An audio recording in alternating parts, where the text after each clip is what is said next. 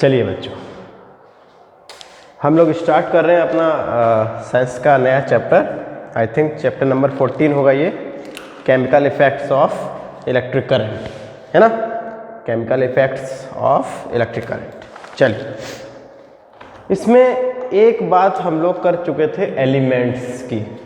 जो भी हमारे चारों तरफ चीज़ें दिखती हैं, ठीक है, जो भी चीज़ें दिख रही हैं हम लोगों को अपनी आँखों से, और जो नहीं भी दिख रही हैं, यानी ये जो हमारा संसार है पूरा का पूरा, ये कुछ चीज़ों से मिलके बना है, उनको बोलते हैं एलिमेंट्स, ठीक है। जैसे कि हमारी जो एयर है वो नाइट्रोजन, ऑक्सीजन, कार्बन, इन सब चीज़ों से मिलके बनी है ना। आप पढ़े होंगे कि एयर में मोस्टली नाइट्रोजन और ऑक्सीजन गैस है, ठीक है, थोड़ा वाटर वेपर, कार्बन डाइऑक्साइड ये भी है। ऐसे ही हर चीज़ किसी न किसी चीज़ से मिलके बनी होती है ना। आयरन के आपने बहुत सारे ऑब्जेक्ट्स देखे होंगे, एल्यूमिनियम के आपने बहुत सारे ऑब्जेक्ट्स देखे होंगे, गोल्ड के आपने बहुत सारे ऑब्जेक्ट्स देखे होंगे बने हुए। ओके, तो ऐसे ही जो हमारा पूरा का पूरा संसार है, चाहे वो जीवित हो, चाहे निर्जीव हो, चाहे लिविंग हो, चाहे नॉन लिविंग हो, वो किसी न किसी चीज़ से मिलके बना होता है, किसी न किसी चीज़ से बना होता है, ठीक है। उसे बोलते हैं हम एलिमेंट्स। उनको क्या बोलते हैं हम लोग? एलिमेंट्स। अभी तक लगभग 118 एलिमेंट्स हम लोग डिस्कवर कर चुके हैं, जिसमें से कुछ एलिमेंट्स के नाम आपको लिखने हैं। ओके, बिल्कुल। और यहाँ पे हमारी बात खत्म हुई थी। कुछ के नाम मैं आपको अभी बस बता दे रहा हूँ, नोट्स की फ़ोटो भेज दूंगा तो आप कॉपी में लिख सकते हैं बड़े आराम से, है ना। कल क्लास नहीं हो पाई थी, टाइम नहीं मिल पाया था मुझे क्लास बनाने का, ठीक है। देखिए,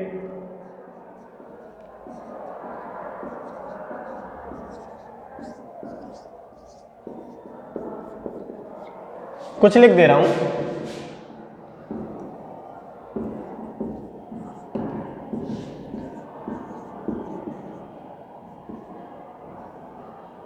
कितना काफी है? कितना हो गया पहले मैं देख लूँ। 1 2 3 4 5 6 7 8 9 10 11 12 13 14 15 16 17 18 19 20 20 बहुत है, ठीक है।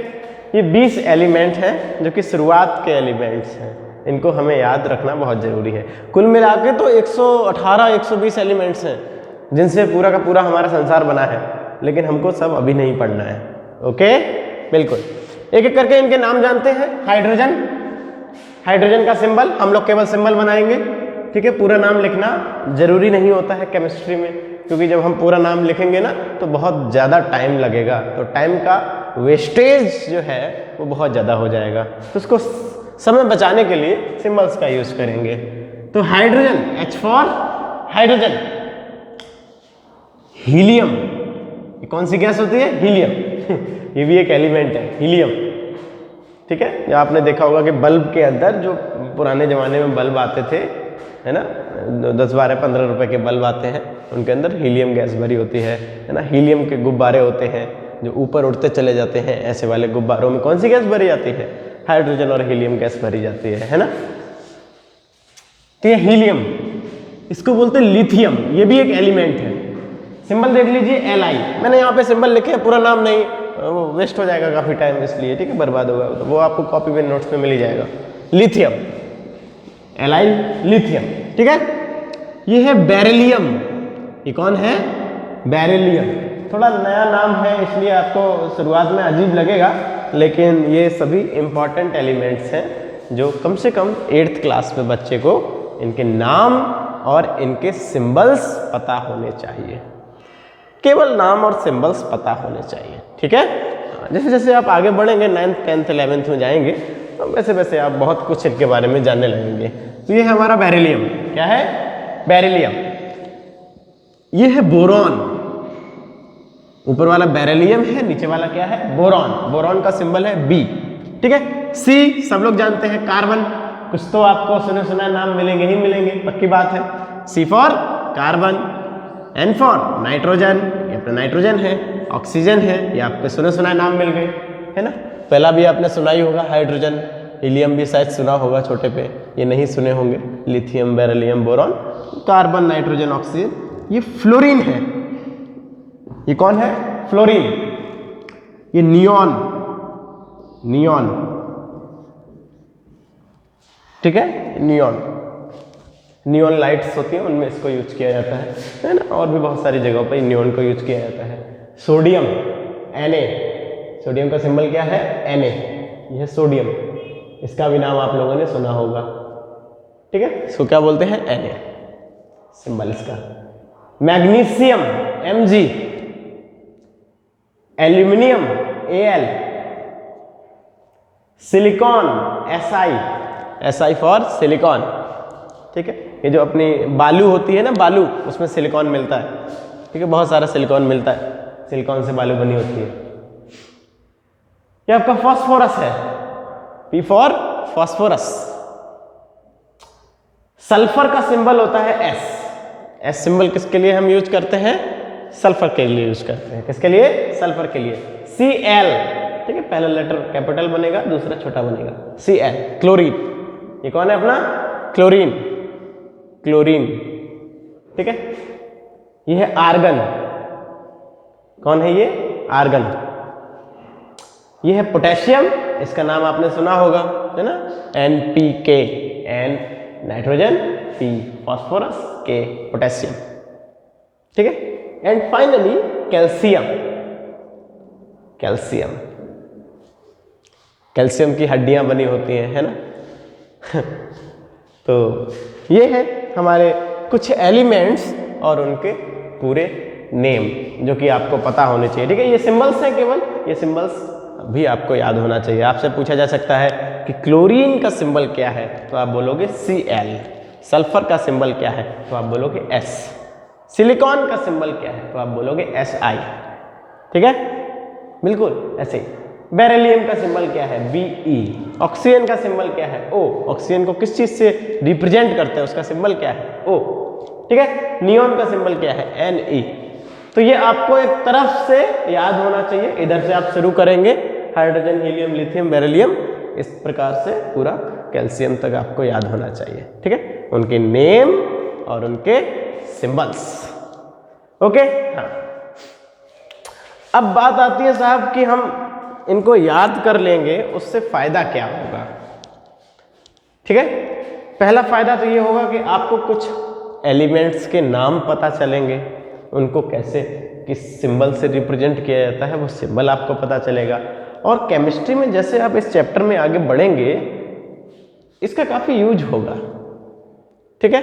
इसलिए आपको कम से कम ये 20 एलिमेंट के नाम याद होने चाहिए, ओके। चलिए, तो मैं इनको मिटा देता हूँ, नोट्स में आपको ये मिल जाएंगे,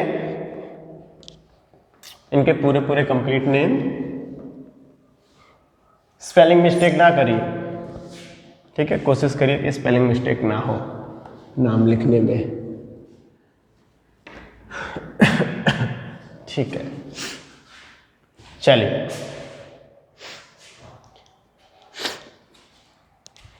ये जो चैप्टर है हमारा साइंस का, ये काफ़ी अच्छा चैप्टर है और इसमें हमको बहुत सारी चीज़ें बच्चों को बतानी होती हैं। तो धीरे धीरे करके बताएंगे, ऐसा नहीं है कि अचानक से सारा कुछ बता देंगे। 3-4 चैप्टर आपके साइंस में बचे हैं और ऐसा ही कुछ मैथमेटिक्स में भी बचा है, तो बड़े आराम से आप लोग इसको समझ सकते हैं। सभी बच्चे जो ये वीडियोज मिल रहे हैं वो रेगुलरली देखें और उनसे नोट्स बनाएं, ठीक है, बिल्कुल। अभी कुछ दिनों तक आपकी क्लासेस ऑनलाइन चलेंगी और ये भी हो सकता है कि परमानेंटली आपकी क्लास ऑनलाइन चले जब तक आपका सिलेबस कंप्लीट नहीं हो जाता, है ना, बिल्कुल। इसलिए वीडियोस को बहुत सीरियसली देखें। हाँ, टेस्ट जब भी होंगे तब आपको कोचिंग में बुलाया जाएगा, टेस्ट आपके ऑफलाइन होंगे। टेस्ट ऑनलाइन लेने का कोई मतलब नहीं बनता है, बच्चे लोग नकल कर लेते हैं, ठीक है। चलिए, ओके, धीरे धीरे हमको इस चैप्टर के बारे में बताना है। सबसे पहले आपको ये पता होना चाहिए कि कंडक्टर्स क्या होते हैं और इंसुलेटर्स क्या होते हैं। तो ये नाम आप लोगों ने सुने होंगे, ये कोई भी आपके लिए नई बात नहीं है। कंडक्टर्स और इंसुलेटर्स, कंडक्टर्स क्या होते हैं? ऐसे सबस्टेंसेस जो अपने अंदर से करंट को जाने देते हैं। ऐसी चीजें जो अपने अंदर से करंट को जाने देती हैं उनको हम क्या बोलते हैं कि ये चीजें इलेक्ट्रिसिटी की कंडक्टर हैं। कंडक्टर्स क्या होते हैं? ऐसी चीजें जो अपने अंदर से करंट को जाने देती हैं उनको हम क्या बोलते हैं? कंडक्टर्स बोलते हैं। सही है? जैसे कि मेटल्स है ना, सारे के सारे मेटल्स, सारे के सारे मेटल्स कैसे होते हैं? इलेक्ट्रिसिटी के कंडक्टर होते हैं। फॉर एग्जाम्पल मैं एक काम करूं, मैं यहां पे सेल लगाता हूं, ये अपना सेल है, ओके, इसका पॉजिटिव और ये उसका नेगेटिव टर्मिनल, ये वायर लगा देते हैं, ठीक है, और यहां पे ये इस प्रकार से बल्ब लगा देते हैं, यहां पे थोड़ा सा गैप छोड़ के रखते हैं इस तरह। अभी चूंकि यहां पे गैप है तो ये बल्ब नहीं जलेगा, है ना, सेल से कनेक्टेड है लेकिन फिर भी नहीं जलेगा। क्या करते हैं? कोई भी चीज कंडक्टर है या कंडक्टर नहीं है, इस बात को पता लगाने के लिए हम इसका यूज करेंगे। एक बैटरी लेंगे, उससे बल्ब लगाएंगे और थोड़ा सा गैप रखेंगे। सही है? बिल्कुल। मान लीजिए मैं इस गैप को इधर रखता हूं, समझने में आसानी होगी, थोड़ा सा गैप। पहले मैंने यहां पे अपना कंघा लगाया, प्लास्टिक का कॉम्ब, ये प्लास्टिक का कॉम्ब इसमें लगाया। जब मैंने कॉम्ब लगाया बल्ब नहीं जला। बल्ब नहीं जला का मतलब क्या है कि जो करंट है वो इस कॉम्ब से पास नहीं हो पाया, तभी तो बल्ब नहीं जला, है ना। आप लोगों ने 6th या 7th क्लास में ये बात पढ़ी होगी कि जब करंट चलता है पॉजिटिव से ऐसे, है ना, और ऐसे पूरा एक क्लोज कंप्लीट पाथ बन जाता है, तब बल्ब जल जाता है, पूरा क्लोज कंप्लीट पाथ। अभी क्या है, जब हम इस कंघे को लगाएंगे तो बल्ब नहीं जलेगा। बल्ब नहीं जला, इसका मतलब क्या है कि कंघा जो है वो इंसुलेटर है, कंघा करंट को कंडक्ट नहीं करा पा रहा है, अपने अंदर से करंट को नहीं जाने दे रहा है। सही है? ऐसे ही हम फिर अलग दूसरी चीज लगाएंगे। यहां पर मान लो हमने आयरन की, लोहे की कील लगा दी, यहां पर ऐसे लोहे की कील लगा दी। जैसे हमने लोहे की कील लगाई, बल्ब जलने लगा। बल्ब जलने लगा, इसका मतलब यह है कि करंट बड़े आसानी से इस लोहे की कील के आर पार चला गया, इस लोहे की कील को पार हो गया। यानी कि कील जो है, आयरन जो है, वो करंट का कंडक्टर होता है ना। तो एक बहुत छोटी सी एक्टिविटी है। अगर बल्ब जलता है तो उसने करंट को कंडक्ट करा दिया होगा, तभी तो बल्ब जला। और अगर बल्ब नहीं जलता है तो करंट को कंडक्ट नहीं करा पाया, इसलिए बल्ब नहीं जला। ओके, तो छोटी सी एक्टिविटी हमको ये बता देती है कि कौन सी चीज कंडक्टर होती है, कौन सी चीज इंसुलेटर होती है ना। 7th क्लास में भी किया होगा इसको। तो सभी के सभी मेटल्स, आयरन हो, एल्युमिनियम हो, कॉपर हो, गोल्ड हो, सिल्वर हो, जितने भी आपके मेटल्स हैं, जिंक हो, सब के सब मेटल इलेक्ट्रिसिटी के बहुत अच्छे कंडक्टर्स होते हैं, अपने अंदर से करंट को जाने देते हैं। ओके, तो आई होप आपको ये डेफिनेशन समझ में आ गया होगा कि कंडक्टर क्या होता है। कंडक्टर्स वो चीज़ें होती हैं, वो मटेरियल्स होते हैं जो अपने अंदर से करंट को इजीली जाने देते हैं, उनको हम क्या बोलते हैं? कंडक्टर्स बोलते हैं। For example, all metals are good conductor of electricity. सही है? चलिए, इंसुलेटर क्या होता है? इंसुलेटर साहब ऐसी चीजें होती हैं जो अपने अंदर से करंट को अलाउ नहीं करती जाने के लिए, यानी ऐसी चीजें जिनके अंदर से करंट नहीं जा सकता, ऐसी चीजों को हम इंसुलेटर्स बोलते हैं।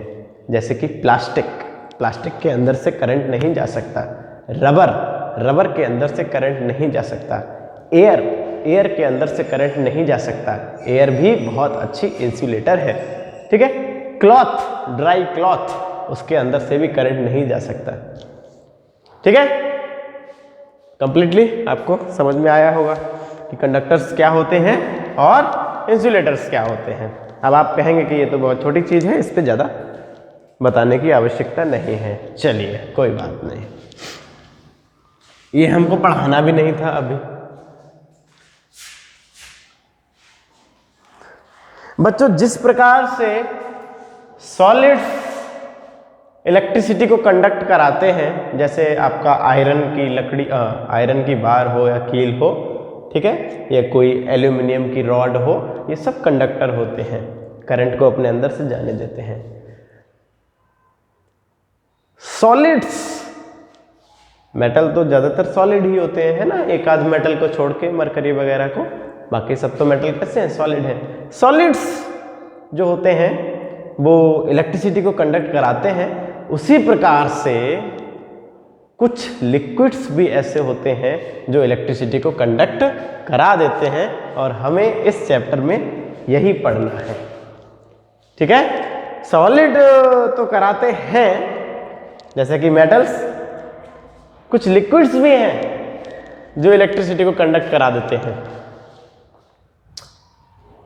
ऐसे लिक्विड्स को हम क्या नाम देंगे, कंडक्टिंग लिक्विड्स, ठीक है। ऐसे लिक्विड्स जो अपने अंदर से करंट को जाने देते हैं इजीली, ऐसे लिक्विड्स को हम क्या बोलते हैं, कंडक्टिंग लिक्विड्स बोलते हैं।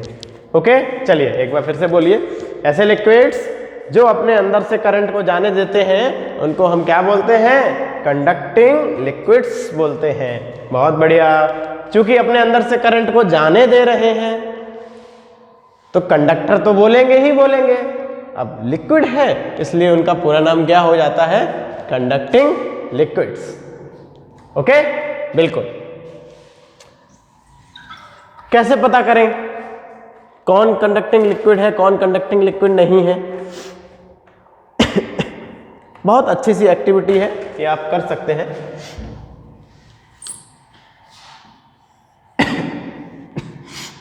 अब लिक्विड लीजिए, ठीक है,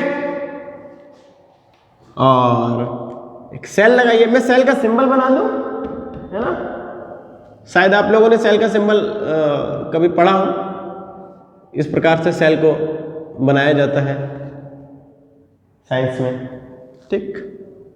और ऐसे इसका एक वायर में इस पानी में या किसी लिक्विड में डाल दो, यहाँ पे मैं बल्ब लगा दूं, ठीक है, और ऐसे इस वायर को भी पानी में, लिक्विड में डाल दो, ये लग गया हमारा बल्ब।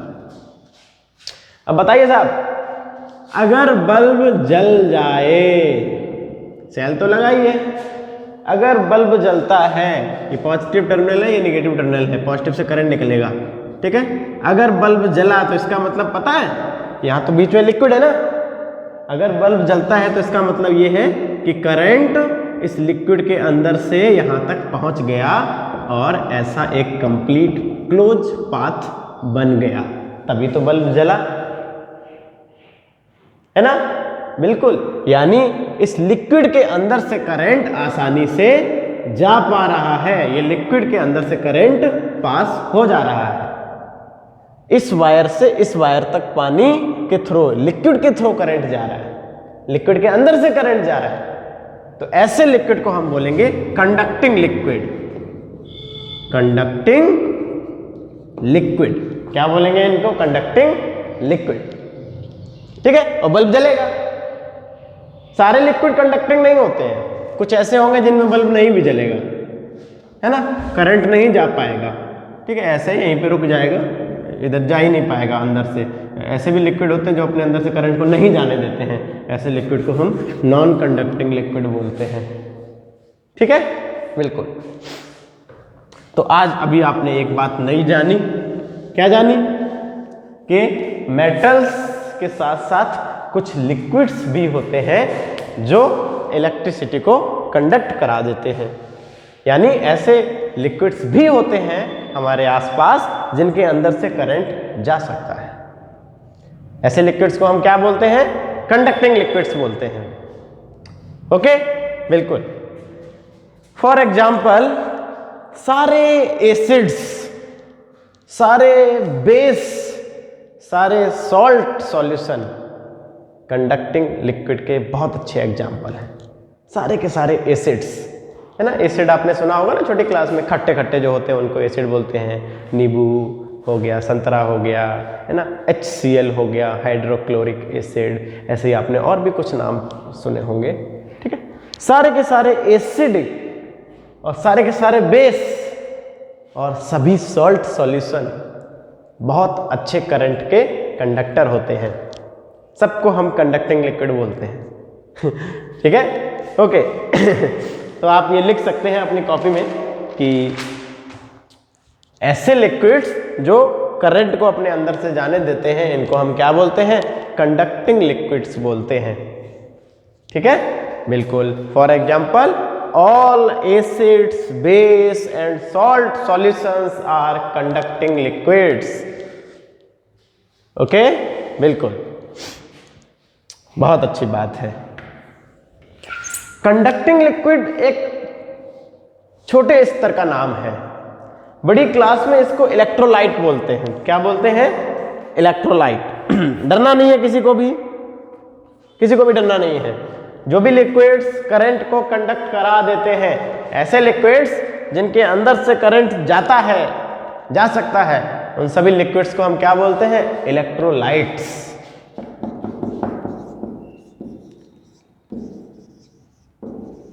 इलेक्ट्रोलाइट्स क्या बोलते हैं? इलेक्ट्रोलाइट्स।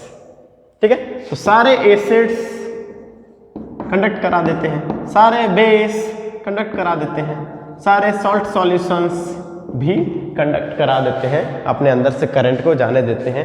सब के सब इलेक्ट्रोलाइट हैं। ठीक है, कंडक्टिंग लिक्विड का एक और नाम बताइए? इलेक्ट्रोलाइट्स। कंडक्टिंग लिक्विड्स का एक और नाम बताइए? Electrolytes. Sorry, non conducting liquids को हम नहीं पढ़ेंगे। ठीक है, उनको नहीं पढ़ना है, हमको कंडक्टिंग लिक्विड ही पढ़ने हैं। अब देखिए जरा, आपका प्योर पानी आ जाए, प्योर वाटर लीजिए, प्योर वाटर, प्योर वाटर। मैं आपको बता दूं, जो प्योर वाटर होता है, डिस्टिल वाटर जो होता है, वो इंसुलेटर होता है। वो अपने अंदर से करंट को नहीं जाने देता, उसे हम इलेक्ट्रोलाइट नहीं कहते। कंडक्टिंग लिक्विड को ही इलेक्ट्रोलाइट बोलते हैं। ठीक है, यानी अगर आप ये प्योर वाटर जो है, इसमें आप ऐसे दो वायर ऐसे डालेंगे, ठीक है, और इस वायर में ऐसे यहाँ पर सेल और बल्ब वगैरह लगाएंगे, तो ये बल्ब नहीं जलेगा। सेल एकदम नया लेके आएंगे तो भी नहीं जलेगा बल्ब। क्यों? क्योंकि पानी अपने अंदर से करंट को नहीं जाने देगा। ठीक है, ये करंट ऐसे आएगा और पानी के अंदर से नहीं जा पाएगा। वाटर जो होता है, प्योर वाटर, वो इंसुलेटर होता है करंट का। ठीक है, बिल्कुल। तो लिक्विड्स में भी कंडक्टिंग लिक्विड अलग होते हैं और इंसुलेटर अलग होते हैं। कुछ लिक्विड कंडक्ट करा देते हैं, कुछ नहीं कराते। प्योर वाटर नहीं कराता, एसिड, बेस और सॉल्ट ये करा देते हैं। जो करा देते हैं उनको हम कंडक्टिंग लिक्विड या इलेक्ट्रोलाइट बोलते हैं। जो नहीं कराते वो नॉन कंडक्टिंग लिक्विड कहलाते हैं। ठीक, बिल्कुल। कैसे कंडक्ट कराएगा? आप थोड़ा सा नमक लीजिए, जो खाने वाला नमक होता है वही नमक ले लीजिए और इस पर ऐसे डाल दीजिए। जब आप थोड़ा सा नमक इसमें डालेंगे तो अब ये प्योर पानी नहीं बचा, अब ये क्या बन गया? Salt solution. क्या बन गया? Salt solution. Salt solution current को कंडक्ट करा देता है। ठीक है, तो अपने आप ही करंट यहाँ से यहाँ पहुँचेगा और जैसे यहाँ पहुँचेगा तो ये बल्ब जल जाएगा। तो ये एक्टिविटी आप करके देख सकते हैं। 8-10 रुपए की ये बैटरी आती है छोटी सी बाजार में, छोटा सा LED बल्ब ले सकते हैं आप। ठीक है, ये ग्लास होता है पानी का, प्योर पानी लेंगे तो बल्ब नहीं जलेगा, जैसे ही आप नमक डालेंगे तो बल्ब जलना स्टार्ट हो जाएगा। क्योंकि सॉल्ट सॉल्यूशन क्या होता है? कंडक्टिंग लिक्विड होता है, इलेक्ट्रोलाइट होता है, वो अपने अंदर से करंट को जाने देता है। ठीक है, बिल्कुल। चलिए,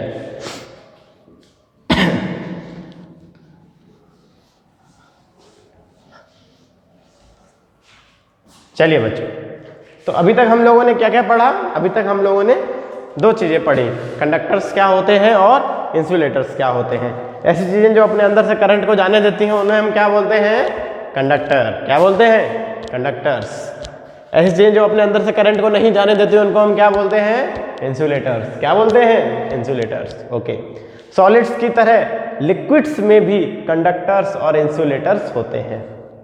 कुछ लिक्विड अपने अंदर से करंट को जाने देते हैं, उनको हम कंडक्टिंग लिक्विड्स या इलेक्ट्रोलाइट बोलते हैं। कुछ लिक्विड नहीं जाने देते हैं करंट को अपने अंदर से, उनको हम नॉन कंडक्टिंग लिक्विड्स बोलते हैं और उन्हें नहीं पढ़ेंगे, जैसे प्योर वाटर। हम केवल इलेक्ट्रोलाइट्स को पढ़ेंगे, जो अपने अंदर से करंट को जाने देते हैं उन्हीं को पढ़ेंगे। ठीक है, इलेक्ट्रोलाइट्स।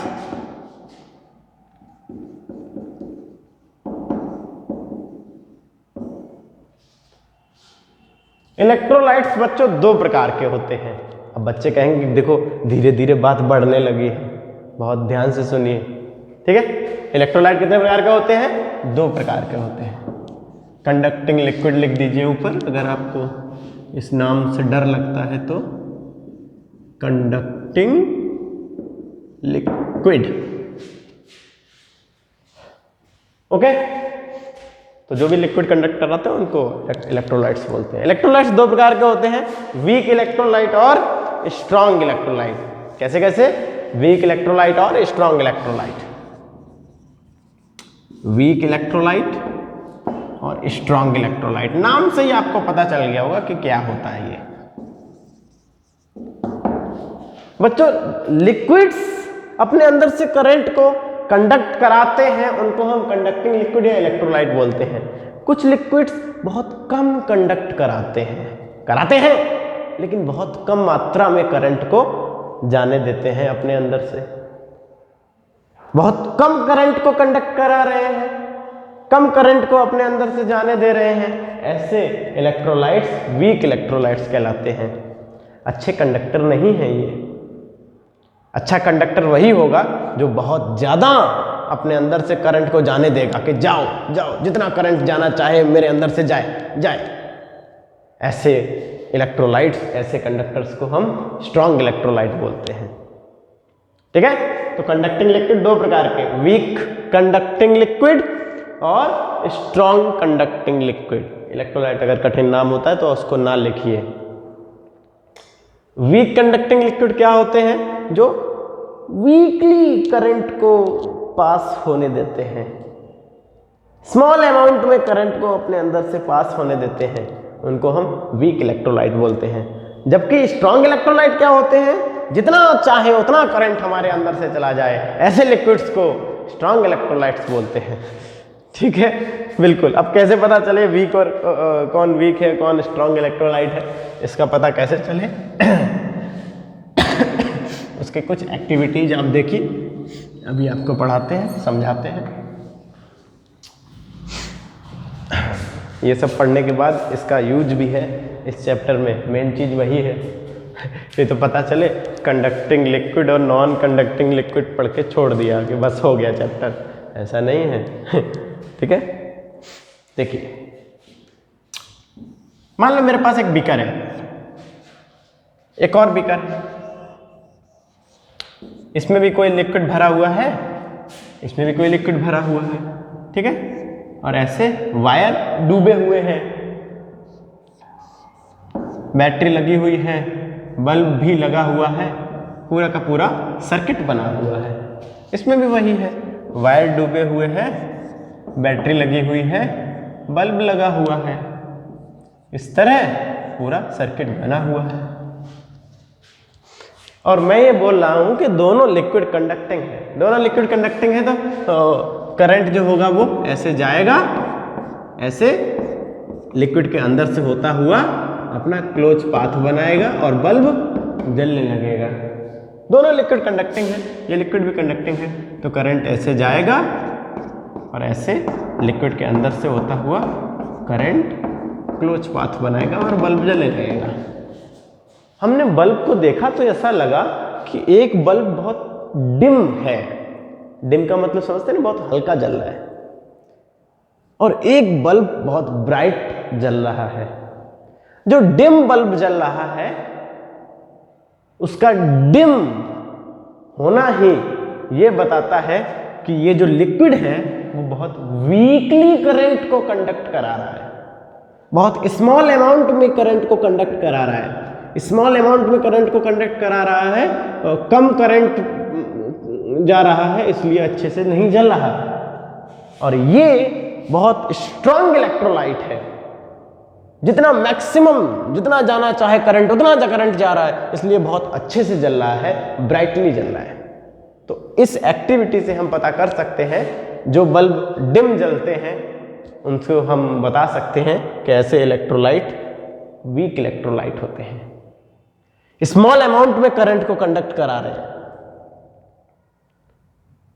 बहुत कम करंट इधर से इधर जा पा रहा है, इसीलिए तो बल्ब अच्छे से नहीं जल पा रहा। बहुत अच्छे से करंट जाएगा तो बल्ब अच्छे से जलेगा। ठीक है, तो इस तरह हम स्ट्रांग और वीक इलेक्ट्रोलाइट में हम बता सकते हैं कि कौन सा लिक्विड स्ट्रांग इलेक्ट्रोलाइट है और कौन सा लिक्विड वीक इलेक्ट्रोलाइट है। ओके, चलिए बच्चों, बहुत बढ़िया। अब जैसे कि hydrochloric acid HCl, H2SO4, sulphuric acid, ये बहुत बहुत बहुत स्ट्रॉन्ग इलेक्ट्रोलाइट है। ये बहुत स्ट्रॉन्ग एसिड्स होते हैं, बहुत स्ट्रॉन्ग इलेक्ट्रोलाइट है, बहुत बढ़िया कंडक्टर होते हैं, जितना चाहे उतना करंट इनके अंदर से जाए।